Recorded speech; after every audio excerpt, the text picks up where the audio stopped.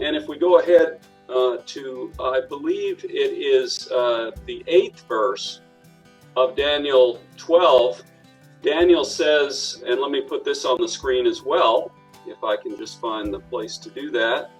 We're all still learning Zoom, aren't we, as we go along here. So we share this, and Daniel says, although I heard, I did not understand. And then I said, my Lord, what shall be the end of these things?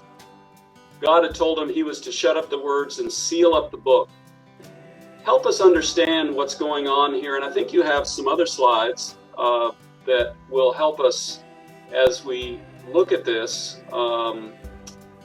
So I want us to look at Daniel chapter 12, verses 5 through 12. We're going to save 13 to the very end. But I want us to look at chapter 12, verses 5 and following.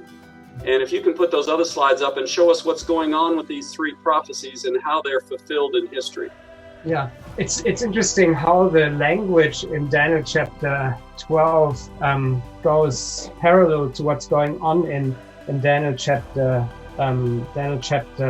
8, where the question he asks in Daniel chapter 12 verse 5 is very similar to what set up the vision in Daniel chapter 8 and the verse 14, the 2,300 days, where he says at the end of verse 5 to 6, in 6 he says, and one said to the man clothed in linen who was above the waters of the river, how long shall the fulfillment of these wonders be? I mean, this is almost identical to Daniel 8 verse 13, this how long question. How long will it last? And then comes the first time prophecy of Daniel chapter 12 in verse 7, where it says then at the end, then I heard the man clothed in linen who was above the waters of the river when he held up his right hand and his left hand to heaven and swore by him who lives forever that it shall be for a time, times, and half a time. And when the power of the holy people has been completely shattered, all these things shall be finished. So there's, first of all, the angel says, okay, remember Daniel chapter 7, we had this prophecy. So this prophecy is part of your response to 8 verse 14. Daniel chapter 9 described the first section of this prophecy. Now this is the next part. And remember, this is the time of supreme papal power in Europe, beginning with 538 AD and ending with 1798 AD with when Napoleon's General Berthier took the Pope prisoner and kind of ended that time of power play of the little horn. So this was. Then he goes on. Oh, yeah, go ahead.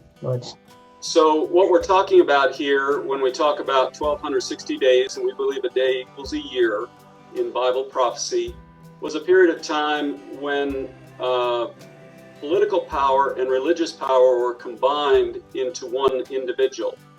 And basically, Napoleon ended that by taking the Pope captive and breaking the political power of the Pope at that time. So at the end of that time, it says knowledge is increased and things are beginning to happen. There's also, though, a second time prophecy in this passage, and it is for a period of 1,290 days. And I think your next slide explains that as well. Yeah, so this is kind of a recap first, and then that's Gabriel gives to Daniel, and then he says, well, let's look beyond that. Let's look really, and he gives an earlier time period, the 1290 days, which then forms the beginning for the third prophecy. So the 1206 years, he takes one step back, because he says 538 really began not just on that day, not just in this year. And this was kind of moving towards, and in 508 AD we have the conversion of and it's interesting to see the correlations between the beginning and the end of this prophecy, centered on one nation. There we have Clovis, the king of the Franks, the Germanic tribe that later became the French nation. Clovis converting to to Christianity and kind of clearing the way for the supremacy of the Pope. And then in 1798, you have the end of this, that first in the French Revolution in 1789, the reign of reason and atheism, which really does away with and makes way for modern secularism, and where the Pope then is taken prisoner in 1798. Again, France begins and ends this time. These are two negative time prophecies, but then it leads towards this positive time prophecy, which is the 1335 years, where really is the idea, and this is I think what prophecy is all about. Yes, there will be a time of difficulty, but these time prophecies imply in and of themselves the fact that God always delimits evil. He always says, yes, there will be a time when that's why it's called a time of trouble. It's not trouble endless. It's not trouble forever. There's a time, and he puts even a number of years to it.